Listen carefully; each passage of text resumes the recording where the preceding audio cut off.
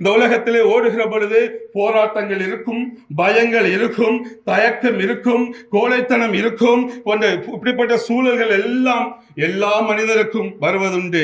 So இன்றைக்கு அப்படிப்பட்ட சூழல்களை நாம் ஜெயிக்க வேண்டும் என்றால் 2 தீமோத்தேயு 1வது அதிகாரம் பார்க்கும் பொழுது 6-7 வசனங்களை நாம் பார்க்கிற பொழுது, இதன் நிமித்தமாக நான் உங்கள் மேல் என் கைகளை வைத்ததினால் உனக்கு உண்டான தேவ வரத்தை நீ அனல்மூட்டி எழுப்பி விடும்படிக்கு உனக்கு நினைப்பூட்டுகிறேன். தேவன் நமக்கு பயமுள்ள ஆவியை கொடாமல் பலமும் அன்பும் தெளிந்த புத்தியும் உள்ள ஆவியை கொடுத்திருக்கிறார்.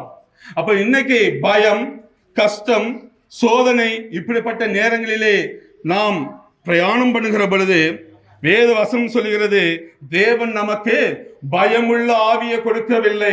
அப்படி என்றால் பயம் வருகிறது என்றால் என்ன செய்ய வேண்டும்?